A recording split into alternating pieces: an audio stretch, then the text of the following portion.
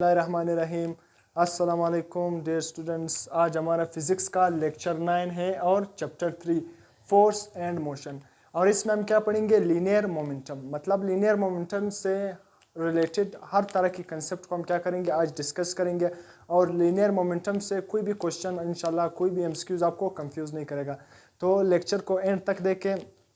अगर चैनल पर नए हो तो काइंडली चैनल को सब्सक्राइब कर दे और बेल आइकन की घंटी को पुश कर दे और दोस्तों के साथ शेयर भी करें। तो चलो जी, लेक्चर को स्टार्ट करते हैं। Linear momentum. सबसे पहले लीनियर जिधर भी लफ्ज़ लीनियर आ जाए ना, लीनियर का मतलब क्या है? स्ट्रेट। जिधर भी लीनियर मोमेंटम या लीनियर मोशन, तो लीनियर का मतलब क्या होगा? स्ट्रेट। लीनियर का मतलब क्या है? स्ट्रेट। तो लीनियर मोमेंटम। अब लीनियर मोमेंटम, अब लफ्ज़ लीनियर तो समझ आया कि मोमेंटम क्या है। याद रखना, मोमेंटम को मैंने यहाँ पर तीन डिफिनेशन मोमेंटम की लिखा है। सबसे पहला क्या है कि मास इन मोशन, या फिर और मैंने क्या लिखा है? Quantity of motion. दोनों सेम है। मास इन मोशन, फिर मैंने क्या लिखा है? और या सिर्फ मैं कहूँगा कि क्वांटिटी ऑफ मोशन। अब मास ऑफ मोशन से क्या मुराद? याद रखना, मास ऑफ मोशन से मुराद ये कि जब भी कोई भी बॉडी, मतलब कोई भी बॉडी क्या होगी? मोशन में होगी। तो कोई भी बॉडी जब मोशन में होगी तो उसमें क्या होगा? मोमेंटम होगा। जब कोई भी बॉडी, मतलब कोई भी मास अगर क्या होगा? मोशन में होगा, तो उसमें क्या होगा? मोमेंटम होगा। तो उस क्वांटिटी ऑफ मोशन को हम क्या कहेंगे? जब कोई भी बॉडी क्या करेगा? मूव करेगा। लीनियर मोशन में अगर वो मूव करेगा तो उसमें जो मोमेंटम, मतलब उसमें जो क्वांटिटी प्रेजेंट होगी, उस क्वांटिटी को हम क्या नाम देंगे? मोमेंटम। मतलब कोई भी बॉडी, लेट सपोज अगर मैं आपसे कहूँ ना, अगर कोई भी कार है ना, अगर वो रेस्ट में होगी ना, अगर मैं आपसे पूछूं कि कोई भी कार है या कोई भी ऑब्जेक्ट अगर वो रेस्ट में होगी, अगर मैं आपसे पूछूं उसमें मोमेंटम है या नहीं, आप कहोगे कि उसमें मास है मगर मोशन नहीं है। जब भी कोई भी बॉडी, कोई भी ऑब्जेक्ट, कोई भी मास जब क्या करेगा? मोशन में होगा, तो उसमें जो क्वांटिटी प्रेजेंट होगी, उस क्वांटिटी ऑफ मोशन को हम क्या नाम देंगे? मोमेंटम। मोमेंटम का नाम देंगे। तो मोमेंटम क्या हुआ? सिंपल मास इन मोशन या quantity of motion. Quantity of motion को हम क्या कहते हैं? मोमेंटम। अब यहाँ पर मैंने क्या लिखा है? इसका फार्मूले से ही मैंने डेफिनेशन को क्या कर लिया? ड्राइव कर लिया। मैंने आपको पहले ही बता दिया, अगर कोई भी इक्वेशन या कोई भी किसी भी मतलब ऐसी क्वांटिटी का अगर आपको फार्मूला आता है तो सिंपल आप उस फार्मूले से उसका डेफिनेशन ड्राइव कर सकते हो। किस तरह? मैंने यहाँ पर मोमेंटम किसके इक्वल है? मोमेंटम को हम हमेशा किस से रिप्रेजेंट करते हैं? पी से रिप्रेजेंट करते हैं। मोमेंटम को किस से रिप्रेजेंट करते हैं? पी से रिप्रेजेंट करते हैं। तो momentum is equal to mass multiply by velocity. तो मोमेंटम का फार्मूला क्या है? Momentum is equal to mass into velocity. अब याद रखना कि यहाँ पर मैंने इसी से मोमेंटम की तारीफ निकाली कि the product of mass and velocity. The product of mass and velocity मतलब मास और वेलोसिटी का प्रोडक्ट, इसको हम क्या नाम देंगे? इससे जो क्वांटिटी ऑब्टेन होगी उसको हम क्या नाम देंगे? मोमेंटम। सही है। अब याद रखना, तो डिफिनेशन समझ आ गया कि मोमेंटम किसको कहते हैं? किसी भी, जब कोई भी ऑब्जेक्ट मोशन में होगा या कोई भी मास, सिंपल हम कह सकते हैं, जब मोशन में होगा तो उसको हम क्या नाम देंगे? उसमें जो क्वांटिटी, उसकी जो क्वांटिटी ऑफ मोशन को हम क्या नाम देंगे? मोमेंटम का नाम देंगे।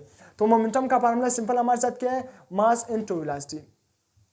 अब जो भी क्वांटिटी अगर उसका फार्मूला आपको याद हो गया ना, तो उससे आप उसी का डिफिनेशन भी ड्राइव कर सकते हो। मतलब उस फार्मूले से आप उसको डिफाइन भी कर सकते हो, और उसी फार्मूले से याद रखना आप उसका यूनिट भी निकाल सकते हो, और उसी फार्मूले से आप उसको देख सकते हो कि वो क्वांटिटी किस चीज़ पर डिपेंड कर रही होगी। तो मोमेंटम सिंपल किसके इक्वल है? Momentum is equal to mass into velocity. तो मोमेंटम याद रखना, मोमेंटम की कौन सी चीज़ों पर डिपेंड करेगा? मोमेंटम दो चीज़ों पर डिपेंड करेगा। याद रखना, पहला क्या है? मास and velocity. Mass and velocity. Momentum किस चीज़ पर डिपेंड करेगा? मास एंड वेलोसिटी। और मोमेंटम का यूनिट क्या है? आप सिंपली इसी फार्मूले से मोमेंटम का क्या निकाल सकते हो? यूनिट भी निकाल सकते हो। किस तरह?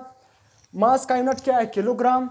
और वेलोसिटी का यूनिट क्या है? मीटर पर सेकंड। तो किलोग्राम मास की जगह मैंने क्या लिख लिया? किलोग्राम। और वेलोसिटी का यूनिट क्या है? मीटर पर सेकंड। तो सिंपल इसका एसआई यूनिट, मोमेंटम का एसआई यूनिट क्या बन गया? किलोग्राम मीटर पर सेकंड। किलोग्राम मीटर पर सेकंड। और इसको हम क्या है? इस किसके इक्वल है? किलोग्राम मीटर पर सेकंड किसके इक्वल है? सिंपली न्यूटन सेकंड के भी इक्वल है। याद रखना, किलोग्राम मीटर पर सेकंड न्यूटन सेकंड के भी इक्वल है। तो अभी मैं बात कर रहा था कि मोमेंटम डिपेंड किस पर करेगा। सही है। मोमेंटम डिपेंड किस पे करेगा? मास और वेलोसिटी। सबसे पहले मैं ये इसका डायमेंशन भी निकालूंगा, फिर बाद में आपको बताऊं कि मोमेंटम किस तरह मास और वेलोसिटी पर डिपेंड कर रहा है। तो simple the product of mass and velocity, सही है, इसको हम क्या नाम देंगे, मोमेंटम। अब मोमेंटम का डायमेंशन क्या है, सिंपल, इसी यूनिट से आप क्या निकाल सकते हो, डायमेंशन निकाल सकते हो। सही, किलोग्राम की जगह हम क्या लिखेंगे, किलोग्राम। किलोग्राम के लिए हम कौन सा सिंबल यूज करते हैं, एम, मैंने स्क्वायर ब्रैकेट डाल दिया। और मीटर की जगह हम क्या यूज करेंगे, सिंपली लेंथ को यूज करेंगे, एल। और टाइम किसका, सेकंड किसका यूनिट है, टाइम का यूनिट है, तो इसके ऊपर क्या है, -1, तो सिंपल t-1। तो ये क्या बन गया, मोमेंटम का डेफिनेशन। तो आप यूनिट से उसका डायमेंशन निकाल सकते हो। अब ये मोमेंटम डिपेंड किस पर करेगा, मैंने सिंपली आपको बता दिया कि मोमेंटम मास एंड वेलोसिटी पर डिपेंड करेगा। सबसे पहले मैं आपको बताऊं कि किस तरह मास और वेलोसिटी पर डिपेंड करेगा। अगर मैं आपसे कहूँ ना, एक लेट सपोज एक मतलब एक कार है और एक ट्रक है, मतलब कार तो स्मॉल गाड़ी है और ट्रक बहुत बड़ी गाड़ी है। अगर वो क्या करें, मैं आपसे कहूँ कि वो कोई भी दीवार है, सामने क्या है, दीवार है, कार भी स्पीड से आ रही है और ट्रक भी, तो मतलब क्या है, कार क्या है, आप कहोगे, मैं आपको कहूँगा कि वो दोनों क्या गई, मतलब क्या गई, लेट सपोज मैं स्पीड नहीं बताता हूँ, सिंपल आपको कहता हूँ कि एक कार है और एक ट्रक है। तो अगर वो सामने दीवार है ना, अगर उसका दोनों का ब्रेक फेल हो गया, मैं लेट सपोज करता हूँ, नहीं मतलब लेट सपोज करता हूँ, उसका ब्रेक फेल हो गया, दोनों क्या गए, दोनों जो ट्रक और कार दोनों दीवार में लगे, दोनों ट्रक और जो कार है वो दोनों किस में लगे, दीवार में लगे। मैं आपसे कहूँगा, मेरा आपसे ये क्वेश्चन है कि कौन दीवार को ज़्यादा डैमेज करेगा, ट्रक ज़्यादा डैमेज करेगा या कार ज़्यादा डैमेज करेगा।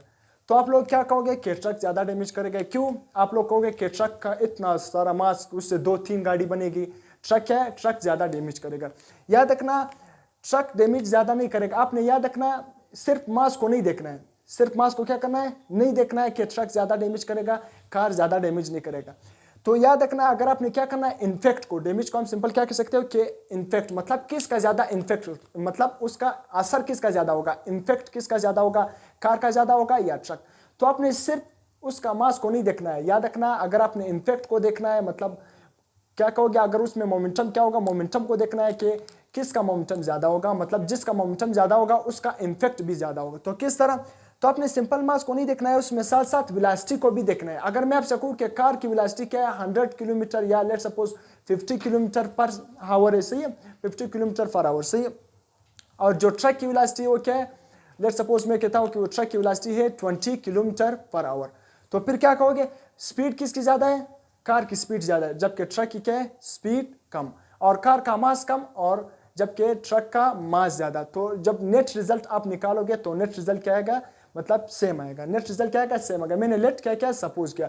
तो आपने क्या करना है, याद रखना है कि जब भी इम्पैक्ट को देखना है, कि किसी भी बॉडी का मोमेंटम को देखना है, तो आपने सिर्फ क्या करना है, मास को नहीं देखना है, मास के साथ साथ वेलोसिटी को भी देखना है। तो इम्पैक्ट या सिंपल मैं आपसे कहूँ कि मोमेंटम किस पर डिपेंड करेगा, मोमेंटम मास पर भी डिपेंड करेगा और मोमेंटम वेलोसिटी पर भी डिपेंड करेगा।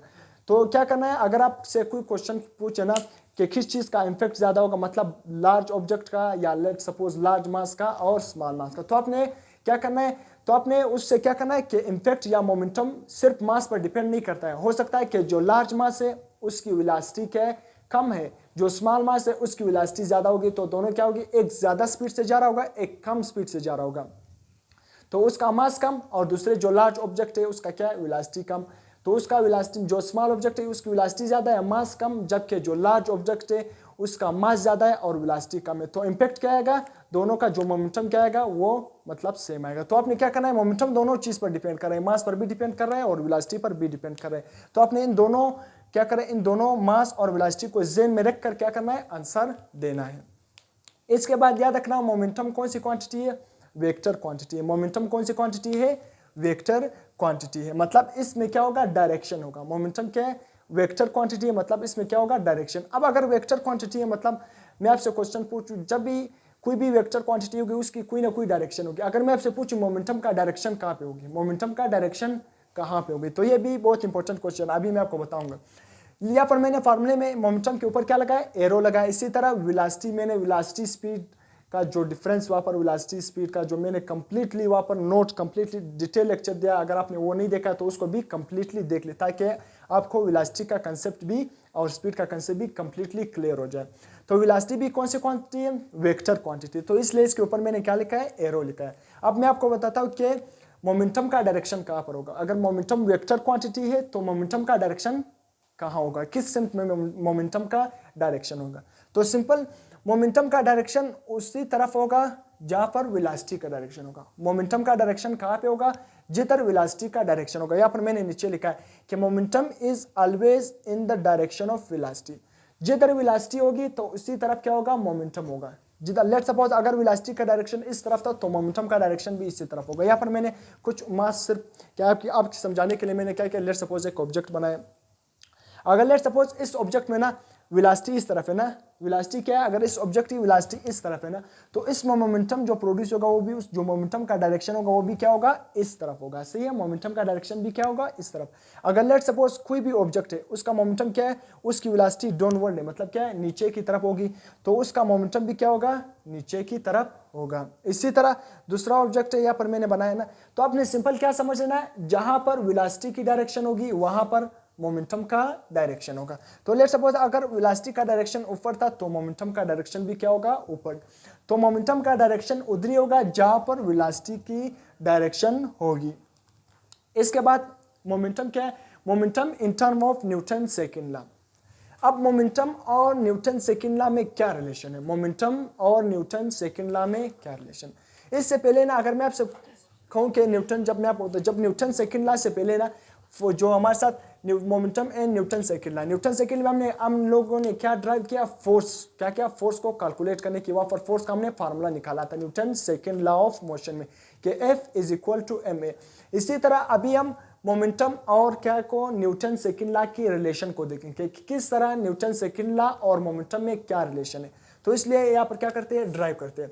आपको पता है कि according to Newton second law of motion, Newton second law of motion अगर आपने न्यूटन के लॉ नहीं देखे, मैंने बहुत ही न्यूटन के तीनों लॉ को बहुत ही कंप्लीटली डिटेल से वहाँ पर लेक्चर दिया, तो उस अगर आपने वो लेक्चर नहीं देखा तो उसको भी कंप्लीटली देख ले, ताकि फिर यहाँ पर ये जो फार्मूले वगैरह न्यूटन सेकंड लॉ आपको बिल्कुल अगर आपने वो लेक्चर देखा है तो फिर आप पर यहाँ पर कोई भी कंफ्यूजन आपको नहीं होगी। तो according to Newton second law of motion, Newton second law of motion के मुताबिक वहाँ पर हमने क्या ड्राइव किया? फोर्स का फार्मूला ड्राइव किया। फोर्स किसके इक्वल है? Simply F is equal to ma। Force किसके इक्वल है? F is equal to ma। Force भी कौन सी क्वांटिटी है? वेक्टर क्वांटिटी है। और एक्सेलरेशन भी कौन सी क्वांटिटी है? वेक्टर क्वांटिटी है। फिर आपको बताया इसको मैंने क्या नाम दिया? F is equal to ma, जो हमने न्यूटन सेकंड लॉ में ड्राइव किया था ये इक्वेशन, इसको मैंने इक्वेशन 1 का नाम दे दिया। इसी तरह हेज वी नो दैट, हमको पता है कि एक्सेलरेशन का फार्मूला क्या है। इसी तरह एक्सेलरेशन है क्या? एक्सेलरेशन पर भी मैंने बहुत कंप्लीट डिटेल लेक्चर दिया है। एक्सेलरेशन सिंपली हम क्या कहते हैं कि rate of change of velocity, जब टाइम के रिस्पेक्ट वेलोसिटी चेंज हो जाए, मतलब वेलोसिटी में चेंज आ जाए विद रिस्पेक्ट टू टाइम, उसको हम क्या नाम देते हैं? एक्सेलरेशन का नाम देते हैं। तो एक्सेलरेशन का फार्मूला क्या है? Final velocity minus initial velocity divided by time. Final velocity minus initial velocity divided by time. तो सिंपल क्या बन जाएगा? ये एक्सेलरेशन का फार्मूला बन जाएगा। तो अब मैं अभी put value of equation 2 in equation 1। मैं सिंपली क्या करता हूँ? इक्वेशन 1 की वैल्यू किस में पुट करता हूँ? इस इक्वेशन मतलब क्या करूँगा? सॉरी, ये इक्वेशन 2 है ना, इस इक्वेशन 2 की वैल्यू क्या पर इक्वेशन 1 में पुट करता हूँ। इक्वेशन 2 जो एक्सेलरेशन की वैल्यू है मैं यहाँ पर इक्वेशन 1 में पुट कर लेता हूँ। तो किस तरह? फोर्स का क्या? उसी तरह मैंने F is equal to mass मैंने उसी तरह लिख लिया, सिर्फ एक्सेलरेशन की जगह मैंने क्या कर लिया? इस एक्सेलरेशन की वैल्यू को क्या कर लिया? यहाँ पर मैंने पुट कर लिया। तो simple mvf final velocity minus initial velocity divided by time. तो अब ये मास नहीं, ब्रैकेट के अंदर जो भी चीजें होगी मतलब ये मास इन सब के साथ क्या होगा? मल्टीप्लाई होगा। Simple force is equal to ये मास फाइनल वेलोसिटी के साथ भी मल्टीप्लाई होगा, इसी तरह ये मास इनिशियल वेलोसिटी के साथ भी क्या होगा? मल्टीप्लाई। यहाँ पर ये स्क्वायर नहीं है, ये सिंपल क्या है? क्यू है। क्यू की मतलब मैंने इस तरह टेढ़ा लिखा है, ये क्या है? क्यू। सही है। तो अब ये मास जब फाइनल वेलोसिटी के साथ मल्टीप्लाई होगा तो ये क्या बन जाएगा? mvf। इसी तरह माइनस फिर मैंने उसी तरह लिख लिया। फिर ये मास जब इनिशियल वेलोसिटी के साथ मल्टीप्लाई होगा तो क्या बन जाएगा? Simply mvi। सिंपली क्या बन जाएगा? mvi। तो मैंने आपको मोमेंटम का फार्मूला अभी बता दिया कि मोमेंटम किसका इक्वल है? mv, product of mass and velocity. Mass और वेलोसिटी की प्रोडक्ट को हम क्या नाम देते हैं? मोमेंटम का नाम देते हैं। तो सिंपल अगर यहाँ पर f लिखा है मतलब ये क्या होगा? फाइनल मोमेंटम, माइनस यहाँ पर क्या है? mv लिखा है, mv किसका इक्वल है? मोमेंटम के इक्वल है। सिंपल यहाँ पर नीचे i लिखा है मतलब ये क्या होगा? Initial momentum. तो इसको हम इस तरह भी लिख सकते हैं, final momentum minus initial momentum. Simply यहाँ पर क्या लेंगे? pf मतलब क्या होगा? Final momentum. इसी तरह माइनस phi, इसका मतलब क्या है? Initial momentum. तो इसको मैंने सिंपली क्या लिख लिया? Final momentum minus initial momentum divided by time. इसके बाद अगर आप इसको क्या final momentum minus initial momentum, इसको आप इस तरह भी लिख सकते हो, change in momentum, change in momentum. सही है, final momentum minus initial momentum divided by time. तो ये सिंपली किसके इक्वल है, इसको आप चेंज इन मोमेंटम भी लिख सकते हो। जिस तरह यहाँ पर final velocity minus initial velocity, इसकी जगह आप क्या लिख सकते हो, चेंज इन वेलोसिटी, इस तरह भी लिख सकते हो, चेंज इन वेलोसिटी। तो सिंपल यहाँ पर मैंने इसकी जगह क्या लिख लिया, चेंज इन मोमेंटम, उसी तरह टाइम को उसी तरह डिवाइड किया। तो हमारे साथ एक नया इक्वेशन आ गया कि फोर्स और मोमेंटम को हमने क्या कर लिया, रिलेट किया। फोर्स और मोमेंटम को क्या कर लिया, रिलेट कर लिया। तो फोर्स हमारे साथ एक नया फार्मूला क्या आया कि force is equal to change in momentum divided by time.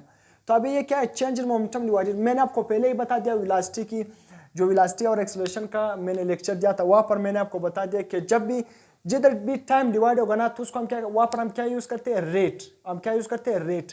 मतलब इसको हम क्या नाम देंगे, चेंज इन मोमेंटम या rate of change of momentum. यहाँ पर अगर आप टाइम का जिक्र नहीं करोगे तो हम क्या, सिंपली टाइम की जगह जो रेट का मतलब, जिधर भी रेट का वर्ड यूज होगा उसका मतलब क्या है, उसी क्वांटिटी के नीचे क्या डिवाइड होगा, टाइम डिवाइड होगा। तो सिंपली इसको हम क्या कह सकते हैं, किस तरह डिफाइन कर सकते हैं कि रेट ऑफ चेंज, मतलब rate of change of momentum, rate of change of momentum is equal to force. इस पूरे पिक्चर को हम क्या नाम देंगे, ये पूरा पिक्चर मतलब इसको हम क्या कहते हैं, rate of change, rate of change, rate of change of momentum. मतलब ये rate of change of momentum किसके इक्वल है, फोर्स। ये हमारे साथ एक नया इक्वेशन आ गया कि force is equal to the rate of change of momentum. ये हमने किससे ये इक्वेशन ड्राइव किया, मोमेंटम और न्यूटन सेकंड लॉ का रिलेशन को सिंपली देख लिया, उससे हमारे साथ एक नया इक्वेशन हो गया कि फोर्स किसके इक्वल है, यहाँ पर फोर्स किसके इक्वल है, यहाँ पर न्यूटन सेकंड लॉ के मुताबिक फोर्स किसके इक्वल है, force is equal to mass into acceleration. यहाँ पर फोर्स किसके इक्वल है, यहाँ पर simply rate of change of momentum is equal to force. अब इस इक्वेशन से आप क्या मतलब नतीजा निकाल सकते हो, इस इक्वेशन से मैं पहले ये बाद में समझाऊंगा, पहले इस इक्वेशन पर आता हूँ कि इस इक्वेशन में ना फोर्स और चेंज ऑफ मोमेंटम का क्या है, डायरेक्ट रिलेशन है। फोर्स और चेंज, जितना चेंज इन मोमेंटम ज्यादा होगा उतना फोर्स क्या होगा, ज्यादा। जितना चेंज ऑफ मोमेंटम क्या होगा, कम होगा, तो इतना फोर्स क्या होगा, कम होगा। तो सिंपल फोर्स और चेंज ऑफ मोमेंटम, फोर्स और चेंज ऑफ मोमेंटम में कौन सा रिलेशन है, डायरेक्ट रिलेशन है।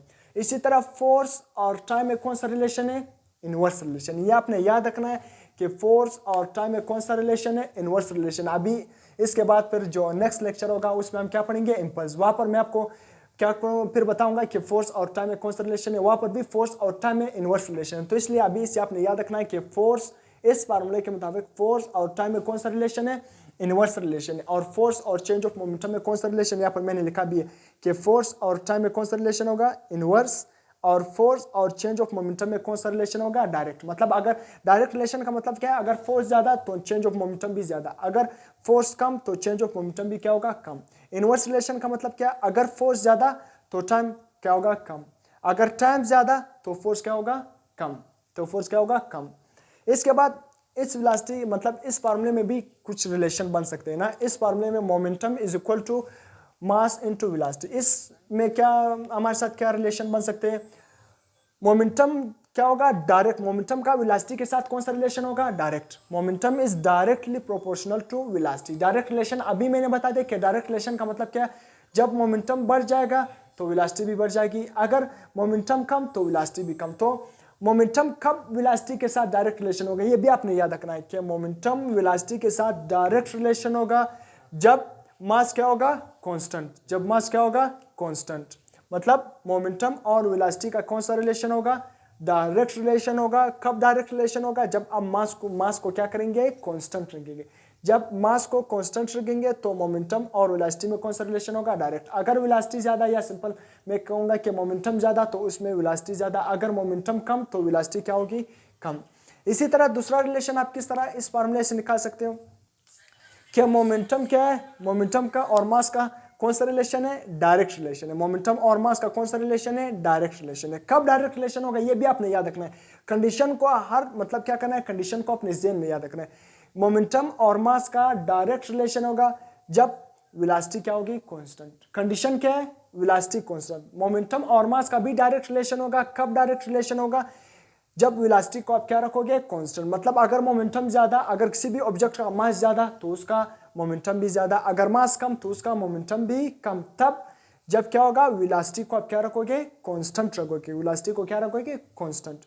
इसी तरह तीसरा रिलेशन आप इस इक्वेशन से क्या निकाल सकते हो कि velocity is inversely proportional to mass. Velocity और मास का कौन सा रिलेशन है, इनवर्स रिलेशन है। कब इनवर्स रिलेशन होगा, कंडीशन को भी आपने याद रखना है। कब इनवर्स रिलेशन होगा, जब मोमेंटम को आप क्या रखोगे, कांस्टेंट। जब क्या करोगे, मोमेंटम को कांस्टेंट रखोगे, तब मास और वेलोसिटी में कौन सा रिलेशन होगा, इनवर्स। मास और वेलोसिटी में कौन सा रिलेशन होगा, सिंपली इनवर्स रिलेशन होगा। कब, कंडीशन को आप याद रखना है कि मास इज इनवर्सली प्रोपोर्शनल, या सिंपली आप कह सकते हो velocity is inversely proportional to mass when momentum is constant. जब मोमेंटम को आप कांस्टेंट रखोगे, मोमेंटम को चेंज नहीं करोगे।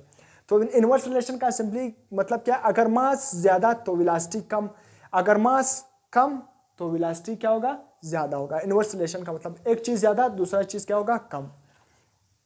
ये तो मैंने बता दिया कि इस रिलेशन के मुताबिक फोर्स और चेंज ऑफ मोमेंटम में कौन सा रिलेशन है, डायरेक्ट, और फोर्स और टाइम में कौन सा रिलेशन है, इनवर्स रिलेशन है। अब याद रखना, जिस तरह हमने momentum in term of second law of motion, मतलब मोमेंटम और न्यूटन सेकेंड लॉ में जो हमने रिलेशन को ड्राइव कर लिया, हमारे साथ एक ये फार्मूला आ गया। अब इसी तरह मोमेंटम और काइनेटिक एनर्जी के दरमियान भी एक रिलेशन बन सकता है। मोमेंटम और काइनेटिक एनर्जी के दरमियान भी एक रिलेशन है, मतलब relation between kinetic energy and momentum. इसको, इस फार्मूले को मैंने यहाँ पर इसलिए लिखा है क्योंकि मोमेंटम और न्यूटन सेकेंड लॉ के दरमियान भी जिस तरह हमने रिलेशन ड्राइव किया, इसी तरह हमने काइनेटिक एनर्जी और मोमेंटम के दरमियान भी एक रिलेशन ड्राइव किया। इसको अभी मैं आपको मतलब इसके बारे में बताऊंगा कि किस तरह फिर हम फोर्स और मोशन में भी इस फार्मूले को क्या करें, फोर्स और मोशन नहीं, मतलब वर्क और एनर्जी में, वर्क और एनर्जी में भी इस फार्मूले को पढ़ेंगे। तो काइनेटिक एनर्जी और मोमेंटम में क्या रिलेशन है, ये रिलेशन किस तरह ड्राइव आया, सिंपली मैं आपको बताऊं कि ये रिलेशन किस तरह ड्राइव आई। ये रिलेशन सिंपली आपको काइनेटिक एनर्जी का फार्मूला, मतलब ये क्या है, kinetic energy is equal to momentum का स्क्वायर डिवाइडेड बाय 2m। ये हमारे साथ क्या है, 2m, मास, m मतलब क्या है, सिंपली मास। तो काइनेटिक एनर्जी का फार्मूला आपके साथ क्या है, kinetic energy is equal to, simply आप काइनेटिक एनर्जी को बोलते हो कि एनर्जी वो ड्यू टू मोशन, किसी भी ऑब्जेक्ट में जो एनर्जी होगी, मतलब मोशन की वजह से जो एनर्जी प्रोड्यूस होगी, उसको हम क्या नाम देते हैं, काइनेटिक एनर्जी, मतलब एनर्जी ड्यू टू मोशन। तो काइनेटिक एनर्जी का सिंपली फार्मूला क्या है, 1 डिवाइडेड बाय 2mv²। अब इस फार्मूले से मैंने ये रिलेशन किस तरह ड्राइव किया, सिंपली मैं इस रिलेशन को क्या करूंगा, इस रिलेशन को mv² है ना, इसको मैं क्या करता हूं, मास से मल्टीप्लाई भी करता हूं और मास से डिवाइड भी करूंगा, मास से मल्टीप्लाई भी करता हूं और मास से डिवाइड भी करूंगा। तो जब मैं मास से मल्टीप्लाई भी करता हूं और डिवाइड भी करता हूं, अब इसका मतलब क्या है कि आपने डिवाइड भी कर लिया, मल्टीप्लाई भी कर लिया, डिवाइड भी कर लिया। अगर वापस आप इसको कैंसिल करना चाहते हो तो वापस कैंसिल भी हो जाएगा, मतलब वापस 1 रिजल्ट आएगा। तो जब आप एक किसी भी चीज को मल्टीप्लाई भी करते हो और डिवाइड भी करते हो एक इक्वेशन से, तो फिर उस इक्वेशन पर कोई भी इफेक्ट नहीं होगा, उस इक्वेशन से एक नया डेरिवेशन रहा होगा। अगर सिंपली आप मल्टीप्लाई करते हो तो फिर वो इक्वेशन क्या हो जाएगा, गलत हो जाएगा। तो अगर आप डिवाइड भी करोगे, मतलब मल्टीप्लाई भी करोगे, डिवाइड भी करोगे, एक मतलब अगर आप किसी भी इक्वेशन से 2 को मल्टीप्लाई भी करोगे, 2 को डिवाइड भी करोगे, तो 2 सिंपली 2 को मल्टीप्लाई और 2 को डिवाइड, मतलब वापस वो कट जाएंगे, 1 बच जाएगा। इसी तरह अगर मास को मल्टीप्लाई भी करोगे और डिवाइड भी करोगे तो आंसर क्या आएगा, 1, तो क्योंकि वो आपस में कट जाएंगे। इसी तरह मैंने काइनेटिक एनर्जी के फार्मूले में मास को क्या कर लिया, मास को मल्टीप्लाई भी कर लिया और मास को डिवाइड भी कर लिया। तो ये मास mv² के साथ मल्टीप्लाई हो जाएगा, सिंपली क्या बन जाएगा, ये काइनेटिक एनर्जी में यहाँ पर लिख रहा हूँ 1 डिवाइडेड बाई, ये मास नीचे वाला जो डिवाइड वाला मास है ना, वो 2 के साथ मल्टीप्लाई हो जाएगा, क्या बन जाएगा, 2m और ऊपर mv²।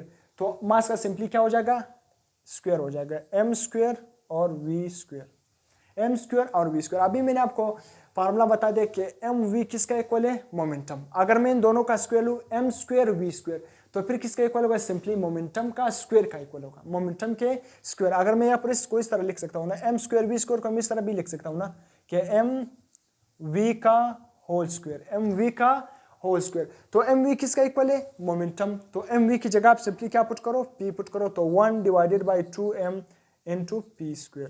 तो 1p के साथ मल्टीप्लाई होगा, वापस क्या फार्मूला बन जाएगा, simply p² divided by 2m। तो मैंने आपको समझाने के लिए कि ये फार्मूला किस तरह आया, ये रिलेशन किस तरह है, सिंपली आपने काइनेटिक एनर्जी के फार्मूले को वहाँ पर काइनेटिक एनर्जी के फार्मूले से मास को मल्टीप्लाई भी कर लिया और मास को डिवाइड भी कर लिया। तो वहाँ से क्या गया, ये फार्मूला आ गया कि kinetic energy is equal to p², मतलब मोमेंटम का square divided by 2m।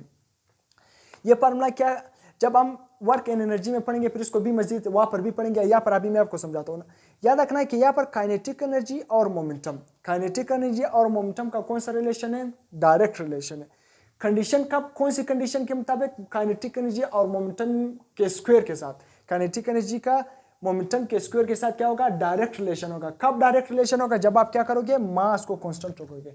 Truth वैसे एक वैल्यू है ना, ट्रू वैल्यू, उस पर कोई भी फर्क, उसको आप कांस्टेंट रखो या ना, जो भी इक्वेशन में मतलब क्या होगी? वेरिएबल 1 2 3 4 6, इससे हमारा कोई भी गज नहीं होता है, इसको नाम कांस्टेंट लेते हैं ना, कुछ भी लेते हैं। जब कांस्टेंट को हमने क्या चीज़ लेने हो? कोई भी क्वांटिटी को, जिस तरह मास हो गया, मोमेंटम हो गया, उसको हम कांस्टेंट लेते हैं। सही है।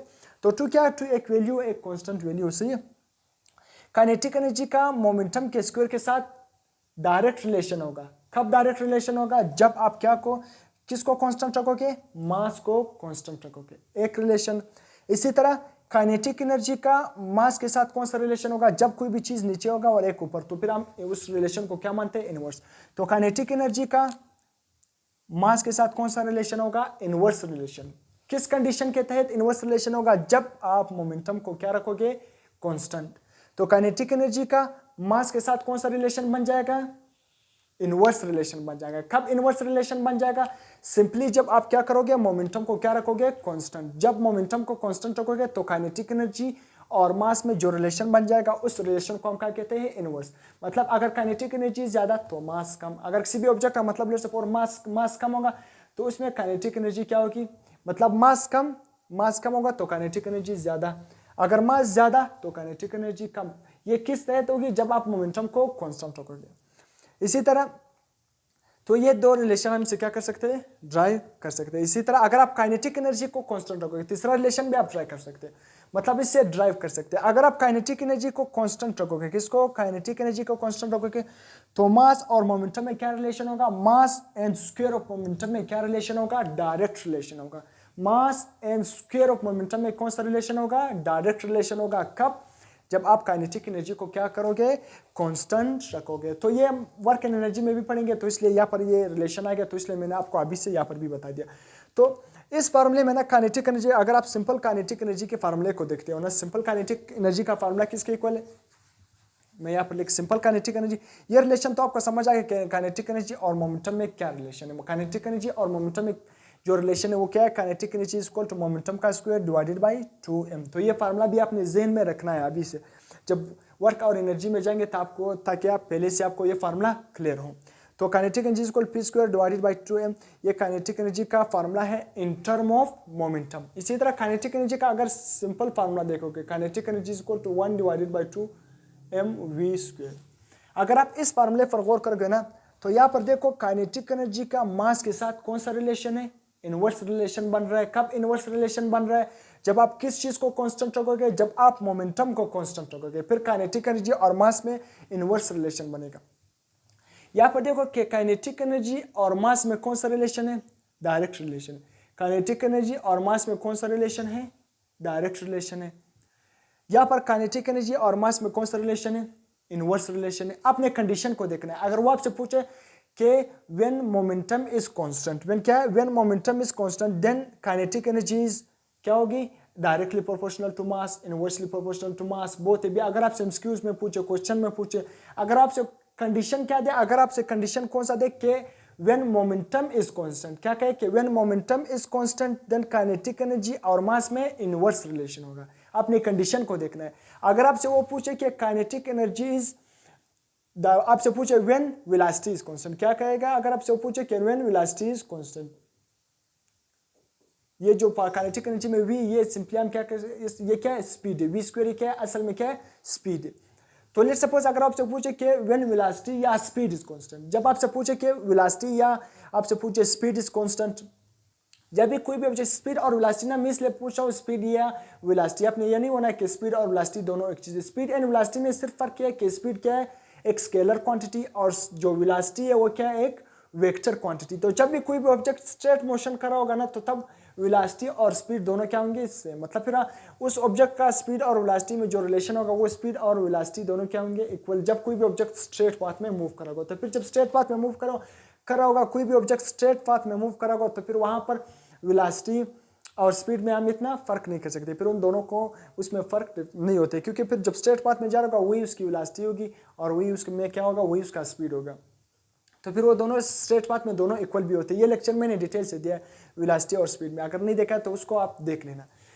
तो जब काइनेटिक एनर्जी, अगर आपसे पूछे when velocity is constant then kinetic energy is directly proportional to mass, inversely proportional to mass, बहुत है भी कुछ ऑप्शन दे या क्वेश्चन आपसे करे तो आपने सिंपली कंडीशन को देखना है। अगर आपसे पूछे कि स्पीड इज कांस्टेंट या सिंपली पूछे कि वेलोसिटी इज कांस्टेंट, अगर वेलोसिटी कांस्टेंट होगी या आपसे पूछे कि स्पीड इज कांस्टेंट तो फिर सिंपली आप क्या कहोगे कि काइनेटिक एनर्जी और मास में कौन सा रिलेशन है, डायरेक्ट रिलेशन है। अगर आपसे पूछे कि व्हेन मोमेंटम इज कांस्टेंट फिर काइनेटिक एनर्जी और मास में कौन सा रिलेशन होगा, इनवर्स। अगर वो कंडीशन देखे मोमेंटम को हम कांस्टेंट रखेंगे फिर काइनेटिक एनर्जी और मास में इनवर्स रिलेशन। अगर वो आपसे पूछे कि स्पीड इज कांस्टेंट या वेलोसिटी इज कांस्टेंट तो फिर काइनेटिक एनर्जी और मास में डायरेक्ट रिलेशन है। तो फिर आपने ये याद रखना है, इसको अपने मिक्स नहीं कर देना है। तो फिर वहाँ पर हम वर्क एनर्जी में भी इसको क्या करेंगे, डिटेल से पढ़ेंगे। अक्सर इसका मतलब एक्सप्लेनेशन जो काइनेटिक एनर्जी और मोमेंटम का जो रिलेशन है इसको भी मैंने यहाँ पर अक्सर क्या कर लिया, मतलब अक्सर मैंने यहाँ पर एक्सप्लेन कर लिया। तो यहाँ पर मोमेंटम का क्या, लीनियर मोमेंटम का लेक्चर क्या हुआ, एंड हो गया। मतलब लीनियर मोमेंटम से हमने क्या कर लिया, तमाम तर कंसेप्ट को क्या कर लिया, डिटेल से एक्सप्लेन कर लिया। मतलब इसके बाद फिर हम क्या पढ़ेंगे, इम्पल्स को पढ़ेंगे। तो अगर आपको लेक्चर पसंद आ गया, लेक्चर समझ आ गया तो अपने चैनल को क्या करना है, सब्सक्राइब कर देना है और इसी तरह चैनल को लाइक कर देना है। अगर फिर भी आपको इससे रिलेटेड लीनियर मोमेंटम से कोई भी कंफ्यूजन है, कोई भी क्वेश्चन है तो आप कमेंट सेक्शन में क्या कर सकते हो, कमेंट सेक्शन में पूछ सकते हो। तो नेक्स्ट लेक्चर के लिए अल्लाह हाफिज़।